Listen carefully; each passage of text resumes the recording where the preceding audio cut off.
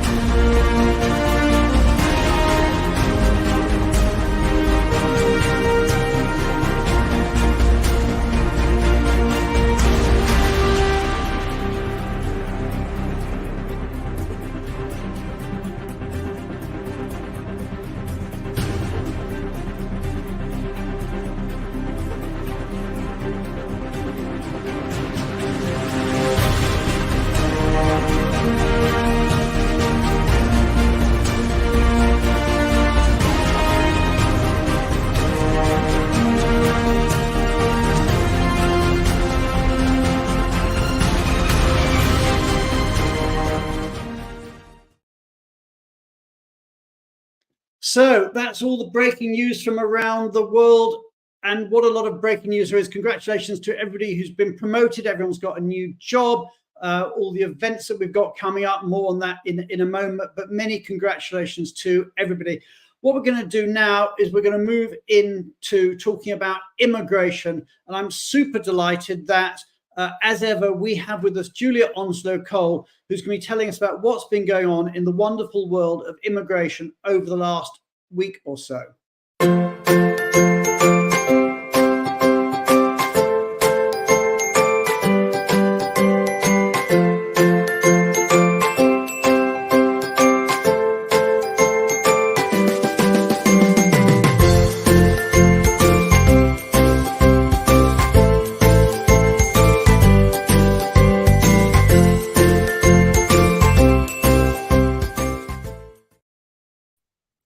Brian. How are you doing?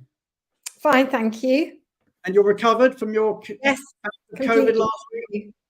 Yeah, completely. Excellent news. So tell us, what are we going to be talking about today? So I wanted to tell everyone about Singapore because it is really important. I don't know if you remember, Brian, but we have been talking about it for a year, that there's this new points-based system that's come into effect in September called Compass. And it's now into effect. And there's a couple of things that, experiences that people have had. And I really wanted to share this. So the first thing to say is it was due to come in on the 1st of September, but because the date fell on the national holiday, it actually didn't come into the 4th of September. And a lot of companies put their applications in just before the 1st of September. And they thought that their applications would be done under the old system. And that is normally what happens. So in the UK, for example, there's a big rush of applications just before the changeover date so that you can get them in under the old system. But a number of applications have actually been rejected because the new criteria applies. So that's the first thing to say. So if you put an application in just before the 1st September, then it's likely to be dealt with under the Compass system. The other thing to just remind everyone of is that you have an exemption from the Compass system and from advertising if your monthly salary is over is 22,500 Singapore dollars or more, which is about 16,500 a month. But that was recently increased, so it's quite high. Now, the thing is, it's a complex system, and it's complex because it's not just looking at you from a sort of objective criteria. It also looks at how your company compares with competitors, what your company is doing with employing local people, and also looks at diversity, so how many nationals you have and non-nationals. And therefore, the online system that goes with Compass is not the system that was there before, obviously, because that system was a generic system. It's actually your own company system. So what you should do, obviously, everyone needs their own online access to the online system, and you should run your potential candidates through that system. So what we found is that, traditionally people will go through the recruitment process, identify someone, but what we're advising is that you should actually run them potentially, or run things through the system first, just to find up front, are you wasting your time and are you wasting your costs trying to recruit someone who's never going to actually make it through the system. And what happens is that there are slots given up to about 4, I think, that people can have access to it. So for many of our clients, we've actually got 3 spaces and then the client has 1. But it's important that you do have someone on that system who really knows how to use it and is able to do these like pre-assessments. So again, what you're looking at is diversity in your organization and your support for local nationals.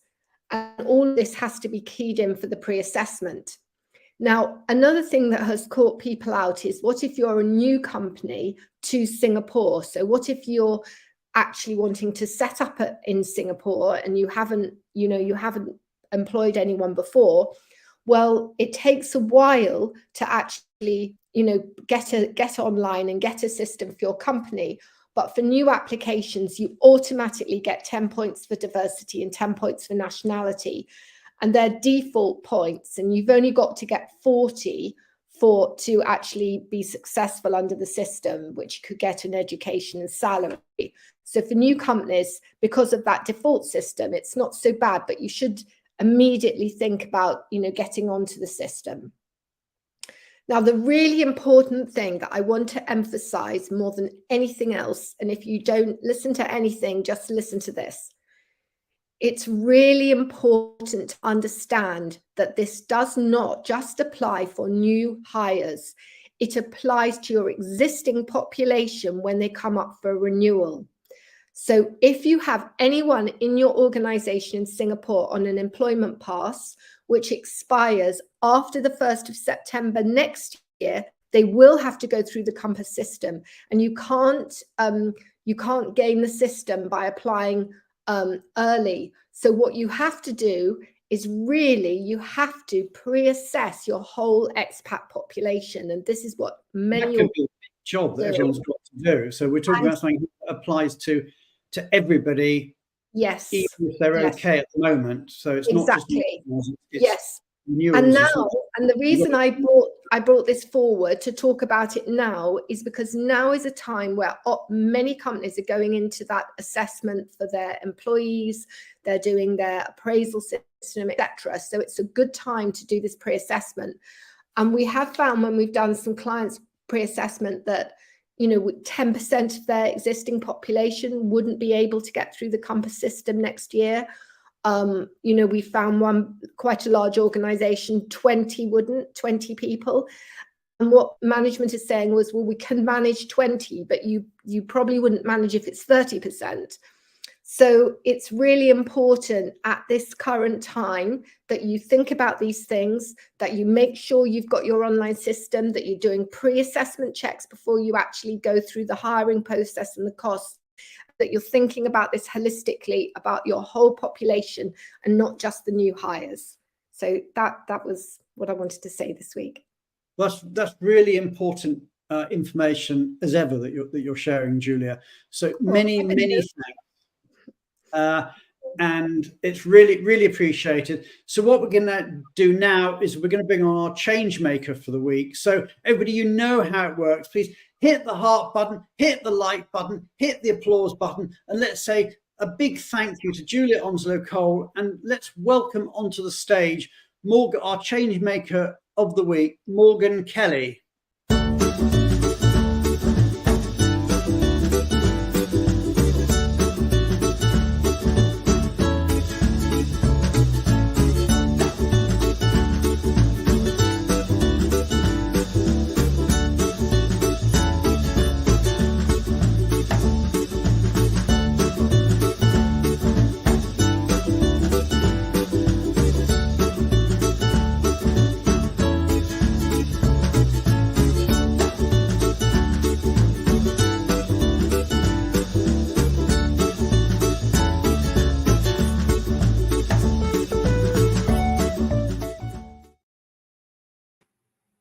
Morgan, welcome to The View from the Top. Good to have you here. It's great to be here. Thanks for having me, Brian. And whereabouts are you today, Morgan? So I am located just north of Atlanta, Georgia. Yeah, cool. So, and I know you're a very keen change maker. And I think you went to our change makers meeting in Atlanta recently. I did. Yes, I had an opportunity to meet with some fellow mobility team members that I've worked with over the years. And of course, I saw Mary Weaver, so it was great to see her. Yay, Morgan, Bill Larson's saying. So. Hi, Bill. So, Morgan, anyway, great to have you on the show. We're going to be talking later about what sort of relocation policy is right for you. And we're going to be talking about using tech in different areas. But we were chatting earlier and you were telling me that you've got the full suite of different policies. So just very briefly, tell us what sort of policies you guys have at Cox Automotive. Yeah, absolutely. So as of December of last year, we decided it was a great opportunity for us to do some benchmarking and really identify what the needs of our business were and how we could better support them. So we went from previously having the traditional packages to now having 5 standardized relocation packages. The first one is still a traditional approach, really intended for a lot of our executive team members.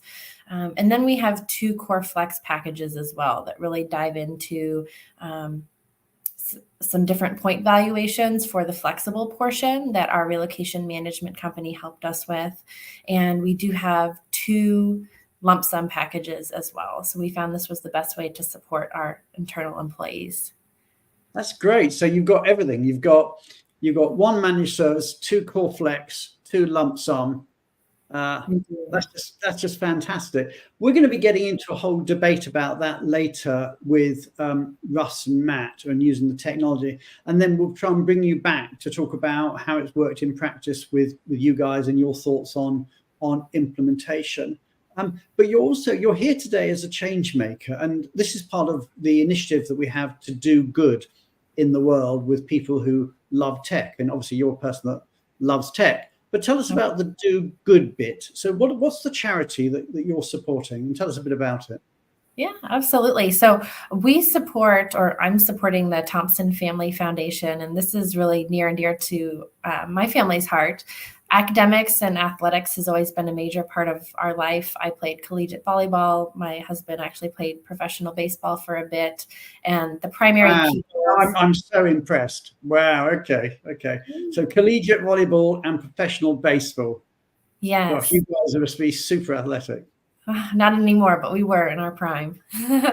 But anyway, some of the key goals of the foundation are really to support the lives of youth, regardless of their background, and teach children the importance of teamwork through athletics. So they offer different events, and the money that they're able to raise helps them demonstrate the significance of pursuing both education alongside some of their athletic aspirations. Cool. Well, thank you so much for being on this segment. We are going to bring you back in a bit, Morgan, but we're going to move on now, keep the show moving on very swiftly. And we're going to give a quick Benevo update. So everybody, Rob Zeit saying 4 managed services, 3 lump sums, 2 core flex, and a partridge in a pear tree. So yeah, it's not quite Christmas yet, but Rob's obviously getting in the mood for that. So, but absolutely, I want to hear more about that, and we will do later on. We're now going to talk about a Benevo update. So I'm going to bring on to stage Beth Nielsen from Benevo just to give us a little bit of an update before we get into our main discussion.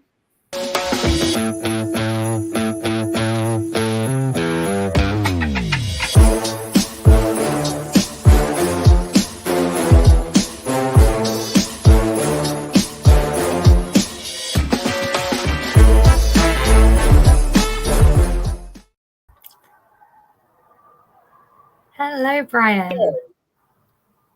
So what are you going to talk to us about today?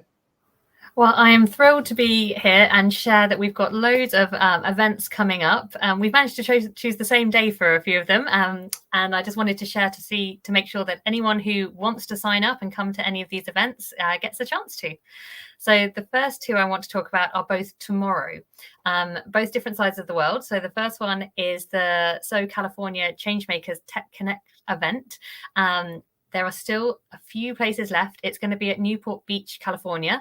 I'm going quick. Colleagues, Cara and Kennedy are going to be there. Yeah, I wish I could be there. It's going to be great. I think Tally's putting a link up on the screen about how you can sign up to that. So if anyone is free tomorrow, as I said, there's only a few places left, but corporate only. If you would like to come along, please do. The second event that's also tomorrow is in India. So it's in Bangalore, and it's being hosted jointly by Benevo and Imidart. And that's being hosted by my colleague, Pankaj. And if you would like to get involved, I think they are pretty much sold out now, but he will try and squeeze you in if you are around and interested. So again, corporate only. To sign up to that one, we need to reach out to Pankaj directly. So please get in touch with us if you don't have his contact details, or with him directly. Then to close out September, we've got a virtual event. So it is time for our quarterly Changemakers meeting. They're being held virtually on the 28th and 29th of September. If you are a changemaker and haven't yet signed up, please do so. And that means there's also still time to become a changemaker before that event. So if anyone's interested in becoming a changemaker, obviously we've just heard from a fantastic advocate of the Changemaker program, please do get in touch and we can get you onboarded in advance of that meeting. And then finally, we've got 2 events happening on October the 5th. Again, both sides of the world. We've got one being hosted by my colleague Cara in Houston. And that is, again, a Changemaker-led event, an opportunity to talk about AI, GBT. Again, Tally's going to be sharing the link to sign up. We've actually got a whole page full of all of these events that you can go and have a look at and sign up to. And then the second event also happening on the 5th of October. I would love to see you. And I think, Brian, you're going to be there as well, in person in London. I think I'm where hosting it or so. Yes, you are hosting it. That is true. So I'm not virtual. I am actually available in real life too.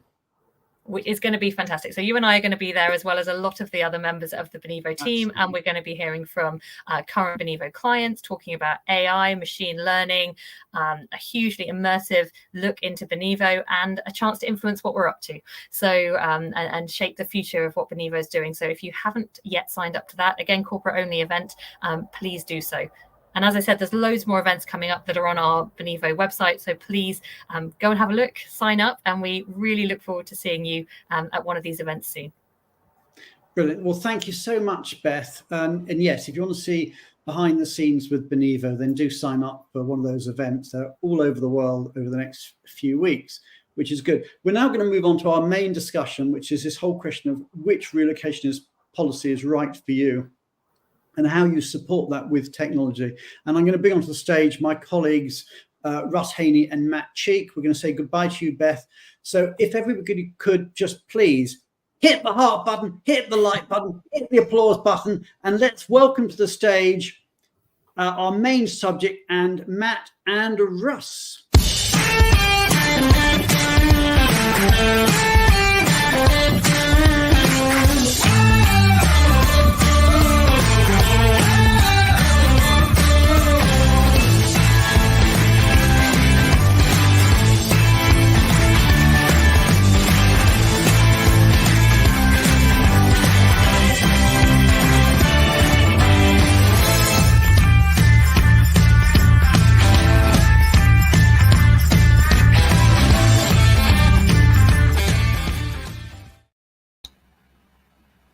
Hi, Brian. You both. Good to see you. Okay, so we've got a lot to get through now in the next 40 or just under 40 minutes. So I'm going to dive straight in. We're talking about relocation policies, and as Morgan was saying earlier, I mean, she's got one managed services, two core flex, two lump sums. Different companies want to do different things, different mixes and matches. So let's just start off. Russ, maybe you could just start off by setting the scene and just give us a bit about some of the pros and cons and a bit of background to the different sorts of policies. Sure. Thank you, Brian. It's great to be here. And I think Morgan has a great representation of a program type that we'll talk about, which really uses a lot of different types of structures, but really to provide a high-level definition of some of the main types that we're going to cover today. I'd like to start with managed services, which you'll often hear referred to as a traditional structure or approach. And it's really the hallmark of a managed services structure is that it's a prescribed set of provisions and mobility services. They're available to the employee and typically are covered at cost, but they're often subject to parameters of eligibility and caps and limits. And from an employee perspective, it may be the least flexible because it doesn't really offer a lot of opportunities for choice. But it is basically a use it or lose it approach. And so the real motivations for companies to have those traditional approaches or managed service approaches is really a matter of control and visibility over how funds are spent. I would say it is a waning policy type in terms of trending, but it does still predominate in some industries and for certain move types. And we'll talk a bit more a bit later in the show, dive a bit deeper into that program type. We're also going to cover Core Flex today. And you heard Morgan mention that she's introduced a couple of Core Flex policies into the Cox program. This is a very ascendant type of program in our industry, very popular today. You've heard me talk before about some of the benchmarking that we've done around Core Flex and its popularity. And I really do believe that we've reached an inflection point where Core Flex is now a very normal type of program in the suite of options that we have. By definition, it combines a managed services grouping of provisions that we would call core provisions. Those are those that a company may choose to exercise a higher degree of control over, usually related to things like tax or compliance, immigration, all of those things that a company really likes to have clear oversight for. And then the flex component of a core flex policy is a grouping of provisions that come under an umbrella or spending budget or cap. And the employee has the flexibility to pick and choose from that menu of services very flexibly, as long as they stay within that budget. And sometimes that budget is expressed as currency, or sometimes it's expressed as points. I think Morgan mentioned earlier that her program manages that as a points approach. But it's really a popular program because it's a great balance between control and visibility for the mobility team, and also a lot of flexibility for employees. So it's a very good complement to all of those kind of employee experience focused initiatives that companies have today. And then very quickly, lastly, I know that we're going to cover off on lump sum approaches. And really, as kind of a pure definition of that approach, this is essentially providing the budget directly to the employee up front as a direct payment, and kind of sending them out on their own to make all of those choices about which services and provisions that they need for themselves and their families. It is the ultimate in flexibility, right? Because you don't get more flexible than cash, do you? That's right. You're really setting them loose to do as they need to do. There are some profiles where I would say that it can be a good fit. If it's a junior level person that you're moving who doesn't really have a lot of, presumably owning a home or having a lot of household goods to ship, they may be single, they may be renting. These are the types of profiles that tend to work well in a lump sum. But I will say that lump sum approaches are a consistent source of debate in our industry. It really does have its fans and its detractors.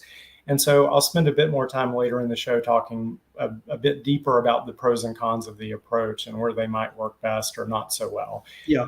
So let's take that at the high level, Russ. What I do want to do then is, because we support any sort of program. We are, I think it's fair to say, policy agnostic. But what we do want to do is to show technology. So Matt, if I can sort of bring you in, I know you wanted to talk a little bit about sort of an overview from the platform perspective. That's exactly right. So on the show today, while Russ is bringing the policy expertise, I will complement that by showing a few ways in which the Benevo platform is going to be able to enable, as you say, whichever policy type, or as you heard from Morgan, a mix of policy types within the same program that might be appropriate for the client. And so I wanted to spend upfront just 30 seconds level setting on what the Benevo system and ecosystem and platform and services is. For those of you in the audience who are familiar with us already, bear with me for 20, 30 seconds. For those of you who are getting to know us right now, I hope this helps level set what we're going to show you over the course of the show. So the Benevo system shall I share your screen? Shall I share your screen? Yes, please. If you can share my screen. Here we go. I'm sharing that. Wow. Okay, tell us about it.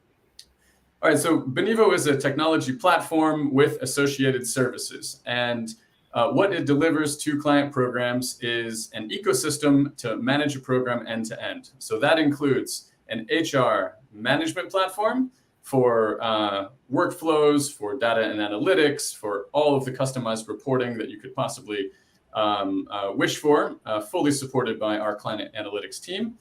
It also delivers a platform for the relocating employee that is the management center. And as you're going to see, that is a very unique experience. It can cater to every policy type. It's branded as the employer. So to the employee, it feels like an extension of HR services and part of how things work in-house. And the final piece of the puzzle is platforms for each of the service providers that are serving a corporate program, which are going to be numerous in the case of managed services and core flex, and maybe a bit less numerous for lump sum policies. But what we're going to show you today is how we can iterate and customize and deliver different instances of the Benevo platform for each policy type. And we're going to look at some of the highlight features for each one. So thanks very much, Brian. That's the quick explainer, and we can go back to Russ and start. So we looked at the oversight there, and what we've got is a platform that I like to think of it as being sort of horizontal and vertical. I mean, from a horizontal point of view, it's soup to nuts. It's doing the employee experience, it's doing the vendor management, and it's doing the HR management stuff. And then vertically, it's doing all sorts of different types of policy, whether it's managed services, lump sum, core flex, etc. So it is, if you like, three-dimensional or multi-dimensional in that way. But so, Russ, let's just start off. We'll start off by talking about managed services. And what I want to do, first of all, is just you tell us a little bit about managed services, and then I really want to go into focusing on the intersection between these types of policy and the technology that supports it. Because I suspect a lot of people in the audience will be familiar with the basics of managed services, lump sum, core flex. What they're maybe less familiar with is what technology can do. So let's talk a bit about managed services from a tech perspective. Sure. Managed services, again, as I mentioned earlier, it is a good fit still for many industries and many types of programs or policies, or types of moves, I should say. So those that are more complex, international moves, international assignments, you'll often see structured very traditionally. As I said, it's highly prescriptive. It scales benefits to the exact need or use, and it suits profiles that really are more preferable to have high touch experiences. So think about executives, VIPs. It gives a lot of control to global mobility and their stakeholders, and it really places a low amount of burden on employees to budget or self-manage their purchase of services. But it is very inflexible, and it can put a higher degree of burden on management teams, global mobility, stakeholders, et cetera, to manage through exception requests. Because as you can imagine, you put these constraints on the employee, they're going to push against those constraints. They're going to want to color outside the lines a bit. So it can be unresponsive to those diversified needs. And it can come with some higher cost variability than some companies are comfortable with. Now, when we talk about this program and how it intersects with technology, there are wonderful opportunities for technology to make these programs work well. We can automate a lot of the workflows and communication of policy within the technology. The technology becomes a single source of truth for tracking and reporting the activity in these policy types. And that's invaluable for mobility teams to really have that 30,000-foot view into their activity. Technology can introduce great financial tech capabilities, zippy processing of reimbursements for employees that incur expenses and need to be reimbursed. It also has a great overlay of data privacy protection. Outsourced supplier management is a potential to be integrated into a technology platform. And cost estimates. I mean, we've talked a lot recently on shows about our cost estimate capabilities, but I cannot say enough for managed service programs how valuable it is for mobility teams to have access to those capabilities to understand the cost and track cost for particular cases. So that's managed services. Just to remind people on cost estimates, our tool now doesn't just do instant cost estimates. It also does what ifs, where you don't even have to ask the question, what if, it automatically asks the question for you, what if, and does scenario analysis in all sorts of different scenarios and presents you both with the cost and with alternative costs if you flex one or two of the factors. So Matt, I want to bring you into the conversation now and start talking about some of the technology that we've got. So over to you, Matt. Just tell us a bit about the technology for managed services. All right, wonderful. So let's step into looking at what that employee experience is like and how some of the HR tools that Russ just mentioned can be leveraged. So, so I've got your screen here. Yep, I've got that up here, and it's saying, "Welcome to Benivo for Google." Exactly. So I mentioned that each employee platform is branded as the client, and I just wanted to show a visual of what that looks like. So each client's system is a piece of their internal systems and gives a very strong message to, in particular, your most expensive, your most important, and sometimes expensive moves, but your most important employees, that they are being cared for and looked after by the employer. So now let's step into the shoes of working at Stark Industries and look at a few of the highlight features for employees who are receiving managed services. We've now moved, for obvious confidentiality reasons, from Correct. client Yes. front face to Stark, which is the demo platform. That's right. So we're all fictional employees of Stark Industries, looking at our Stark Industries demo platform, and for managed services, I wanted to highlight a couple of things here. So, for one, for managing interactions with multiple parties, what you really want is a command center, and this is what the Benivo employee platform delivers to employees. So it is a command center for the move that delivers guidance through all the actions. It also supports with the destination digitally, even to accompany DSPs when they are involved. There's money features, which we're going to get to. But what I wanted to look at first is, let's see, I'm receiving services. Let's see how I can interact with those very efficiently. So first off, I am in control as the employee. I see right here what I am eligible for, what services are going to be supporting me through my move, and I can take proactive first steps without needing to go back and forth with anyone. So, for example, typically we're going to start with a policy review call, get introduced to the relocation consultant. I can directly book that time in for a time that works for me. And as we go forward, I can also see, okay, I'm going to receive tax consultation. I'm happy to hear that, because I might really not have understood how that's going to work. I can see in the Benivo trackers for me what the sequence of events is for delivering the service for me, how much time I can expect it to take, and what's going to happen step by step. If I want to then get directly in touch with the people who are assigned to be supporting me, then I can do that right here on my key contacts. And I can do that, again, being in control of how I message, and most importantly, I am doing this in the most secure way possible. So I wanted to take 1 minute here to highlight one of the capabilities that we rolled out last year, maybe even over a year ago, which is cybersecurity protections for employees. Super important. Absolutely. That's right. When they interact with supply chain partners. So it's super important for employees as well as for corporate teams, because for the employee, they're concerned about protecting their own individual personal data. For employees, for corporate teams, they are concerned with aggregate risk management of how much data is being shared with multiple parties down a supply chain. We have a number of tools that we are deploying to achieve these goals. We can achieve a 97% risk reduction for corporate clients. And some of the technology tools that we leverage are anonymized credentials that work exactly how modern services like Uber Cab and Airbnb work, where you communicate with two parties, you do it by email, you do it by phone, but you don't actually share your primary details. Now, if we're thinking about who are the usual recipients of managed services types of moves, they tend to be people who are higher up in the organization, who may have more reasons for concern about sharing their private information, and this feature is incredibly well received by them.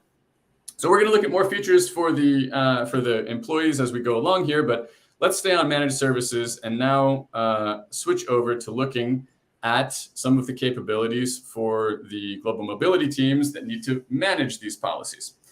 Now, this system can support programs whether you are operating an in-house program where a larger team of global mobility professionals are actually in the details of managing each case, as well as for more outsourced programs where you do have third parties who are taking on that program management capability, which can include Benivo, can also include partners. So first off, with managed services, they tend to be the more expensive policies, and it's very important to have a very good understanding of how much the business should expect to be spending.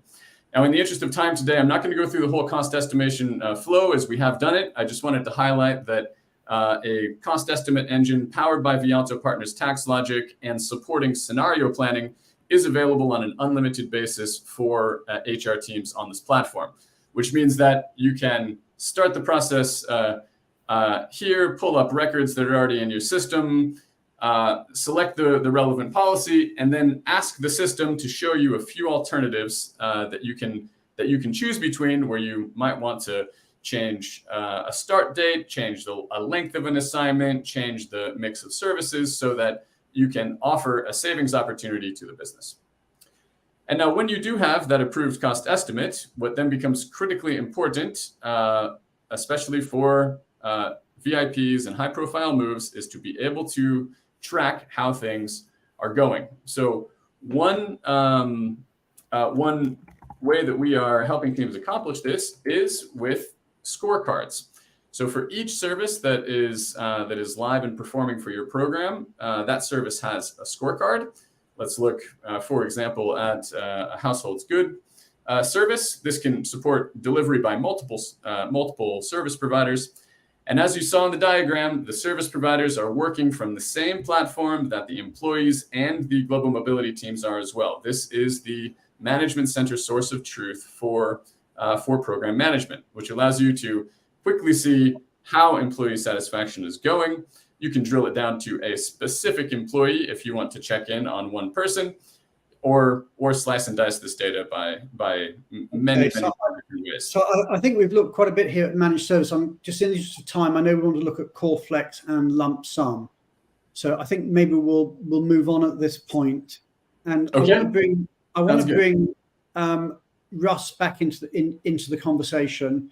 So Russ, we've talked about managed services, and obviously there's a very, very strong platform behind it, which I'm expecting a lot of people will be familiar with. It's a soup to nuts platform.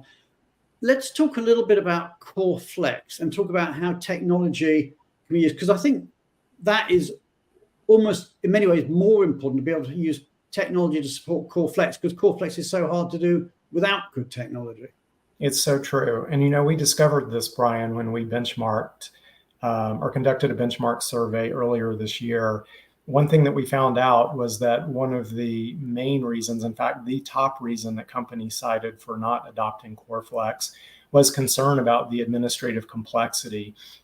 And I completely agree that technology plays such a critical role in enabling these flexible policy types, and that's why they've become so popular. As I mentioned, it balances that control that companies want for the core provisions with flexibility for the employee to pick and choose as they see fit. And really the opportunity from a technology standpoint, it brings all the same functionality that Matt just shared relative to the managed services platform experience, but it further enables core flex by complementing mobility teams' efforts to calculate budgets properly, to allocate those budgets to employees and track and have transparent visibility into how those services are being used and how those funds are being spent. And it's really a great opportunity for companies to revisit their reticence to maybe adopt a flexible approach if they really look at technology and how it can help them overcome some of those barriers. Okay, so Matt, why don't you tell us a bit about the technology and maybe show some of the technology that we've got to support core flex? Sounds great. All right, it's up on the screen now, and we can start by looking at the shopping cart functionality on the employee platform that does offload that administrative burden for actually picking and choosing which of the services I am going to want as an employee, and then putting them into action. So, impossible to think about doing that on a number of phone calls and emails, maybe with a couple of people, but certainly not when you get to a substantial size program. And so this platform allows for the global mobility teams to define the choices per the policies. You can, of course, make exceptions after negotiation with the business if you need to. But then when it gets to me, the employee, I simply see, okay, I have my core benefits here. And we just looked at a few of the capabilities and features of tracking services and being in control of process. And the same applies for the benefits that are in the core. So here we're looking at a core flex points implementation on Stark Industries. And I see that I have a budget of points that I can spend. I've used some, but I can browse here on different items that I can choose. I get a little description, and when I want one of them, I can simply toggle on the service and go ahead and check that service out. So the service gets initiated, and I get the tracker as the employee to then pay attention to the process of how things are going to be delivered. And now on the HR side, what is going to be critical to understand how your program is performing is, of course, to see in aggregate, what are people choosing? What benefits are popular? Which ones should we consider maybe removing from the menu? And is there a recurring number of exception requests for something that should actually just become a standard item? And the Benivo HR platform gives all of that data at the tip of your fingers, allows you to slice and dice it in every way you might want. So here I've just looked at the CoreFlex report. In terms, another point I wanted to make about technology enabling managing complexity, I wanted to look at something that's becoming very popular with our client set, which is the AI dashboard. The point of this dashboard and system is to kill the manual audit. It is to make sure that everything happens in a sequence correctly, to automatically flag any fall downs in that process, and proactively maintain very tight data integrity and I think this is so important because Benivo is the first company, as far as I'm aware, to introduce AI into global mobility. So tell us a bit about that. This is absolutely right. So you want to have the power of something like AI to be monitoring very large volumes of moves with a lot of moving parts, which is the case for CoreFlex policies. And then you want it to be able to flag issues that you need to pay attention to, such as something like there is a pending immigration status after a start date, which means either something has gone wrong here or these are some issues that we need to address. And in addition to the dashboard, the more powerful piece of this system is that if something lands here, it can be automatically actioned into a workflow for a relevant party to pay attention to and solve, whether that is the service provider or the HR team, or sometimes even the employee. And Brian, if you can give me 1 minute, I wanted to show a glimpse into the future of what issue and case management powered by AI might look like. But you tell me if we have time. We've got literally 30 seconds, and then we're going to move on to lump sum. Okay, so what you want to have with a system that is helping you is monitoring in the background of any issues that might be arising that you want to deal with before they become an escalation. And the multi-party messaging and automatic case management are coming to the Benivo platform. This is a glimpse into the future. And this is what it's going to enable, is if the system flags, this is an issue that we need to deal with, this might become an escalation. The case manager, whether it's internal or external, can immediately get into communication privately and securely with the employee, bring in third parties as needed, and then have an automatic summary of what was discussed, how the issue was resolved, and have that all of the reporting go automatically into the system. So we fundamentally believe this is going to transform how pre-escalation is managed and accomplish reducing escalations overall. Okay, so that is fascinating. I'm going to bring Ross into the conversation in a second, but Matt, you talked about this exciting new feature. I'm sure there'll be more on that later. When do we think that's going to be rolled out? I am chained like this to not make commitments on behalf of the product team, but this is something that is live and being worked on now. So it's not a long way out. This is something that's in the pipeline. That's right, in the pipeline. But there are pieces of it that are already released. That is super exciting. Okay, Russ, we haven't got long left, so let's move on to lump sum. Then I want to bring Morgan back into the conversation.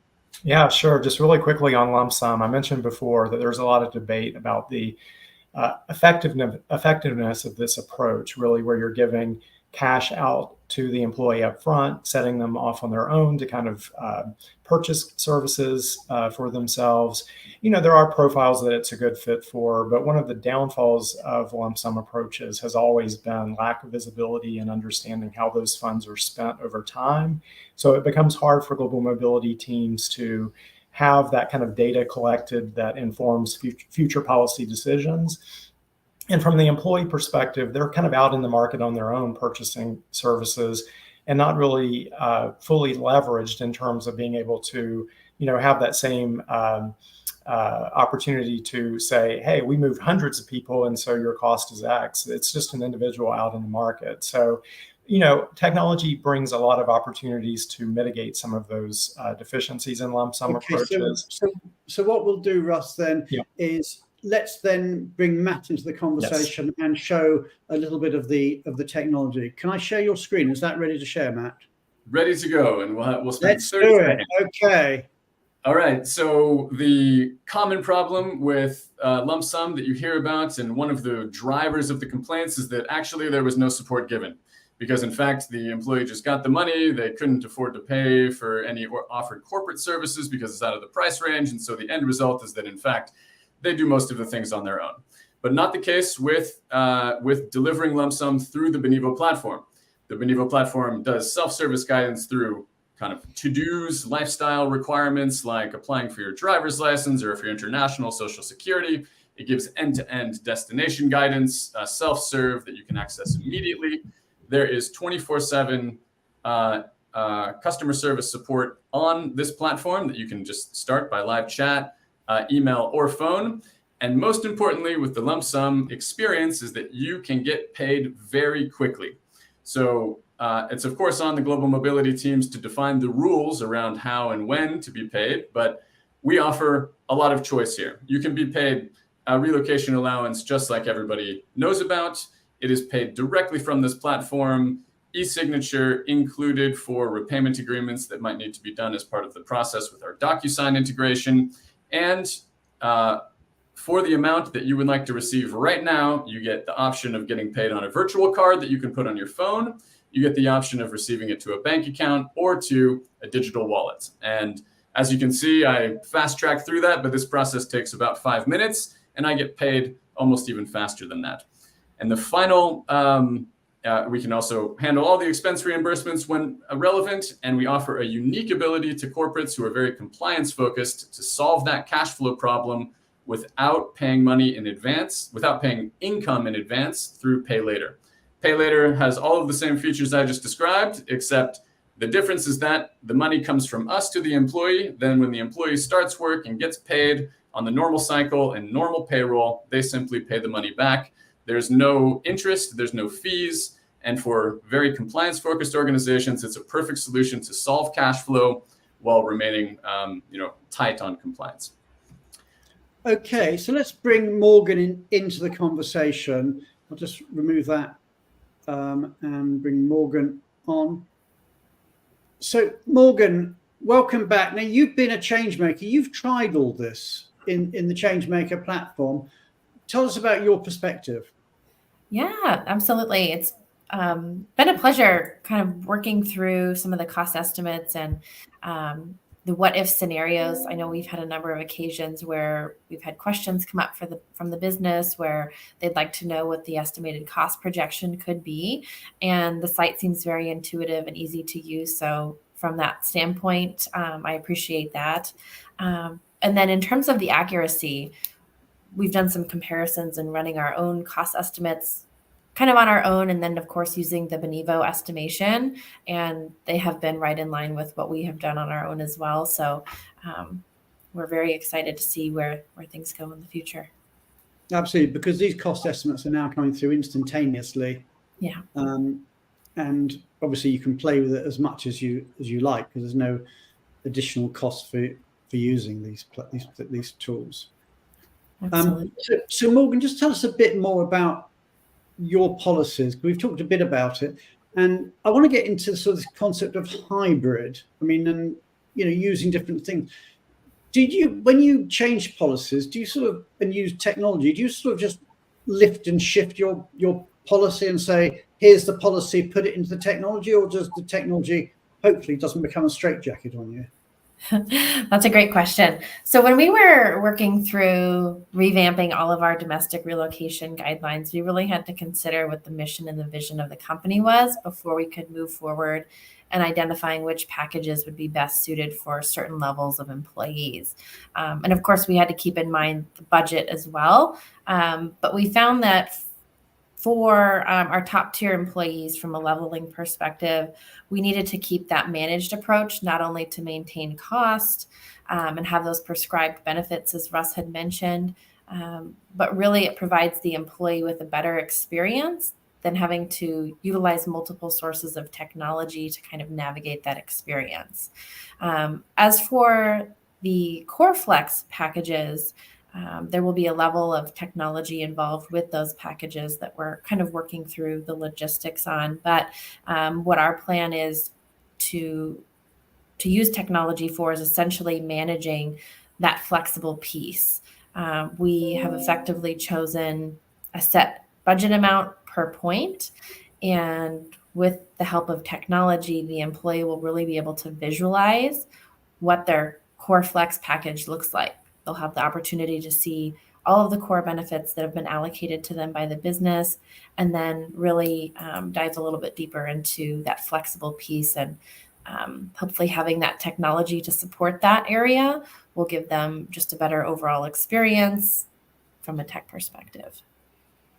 Okay, and Russ, just sort of giving the last word to you. I mean, how do you take a policy and put it into technology? What sort of approach do you find works best? Well, it's relative to the company and their objectives, and really relative to their capacity to make policy changes concurrent with adopting technology. And that's part of the assessment that I'll undergo with a client to understand, how much change are they able or willing to undergo from a benefits perspective concurrent with technology. And if we do nothing else today, I really want to bust that myth that companies have to undergo a big overhaul of benefit or policy to enjoy the benefits of technology. That's absolutely not true. Many times my advisement to companies is, let's do a lift and shift. Let's get you into the technology so that you have the wonderful tracking and reporting and all the benefits that Matt has demoed today. And let that inform benefit changes going forward. And sometimes that's the most effective approach. Other times companies recognize very early that the technology will enable a more flexible approach, and they're able to adopt benefit changes and policy structural changes concurrent with adopting the technology. So there's really no one size fits all answer. It is very custom to our clients who come to us. But I just want to bust that myth. We're very flexible, and our technology is here to meet the company where they are, not the other way around.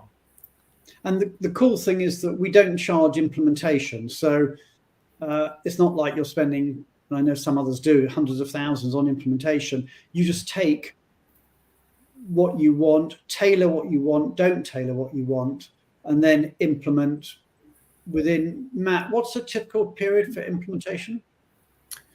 Of course, depends on the program and policy type, but we're usually guiding, for the simpler implementations towards the 30 to 60 day range, for the more complex implementations to the, 90 to, in extreme cases, up to 120 days periods of time. And to a company not charging for implementation, we also do not charge for ongoing customization. So you're not locked, no matter, for the initial way that you set it up. That can be changed over time. And the same approach for integrations. We understand that customizations and ongoing changes are part of life, and deliver that at no cost to our client base. Okay, well, on that very positive note, I'm going to bring our other guests back on. We've got, as ever, we've got Julia Onslow-Cole, we've got Beth Nielsen from Benevo, and of course, our wonderful producer, Tally Gorin. So our hour is up. It's been the most amazing show. I found it super fascinating how one platform, as I said, is both acting horizontally, doing employees, vendors, and HR, but also vertically into lots of different policy types, be it lump sum, managed services, core flex, and lots of new stuff coming down. And Matt, you gave one big hint or taste of what is coming out shortly. And I know there's lots of other stuff in the pipeline too. To everybody who's been with us this week, many, many thanks for joining us. We will, of course, be back next week, next Wednesday on The View from the Top, when we're going to be talking about global mobility and mergers and acquisitions. And super delighted that our guest will be Kira Farrell from the Coca-Cola Company. So an exciting week ahead for everybody. and we look forward to seeing you all next Wednesday. Take care and goodbye from all of us. Thank you. Bye. Thank you.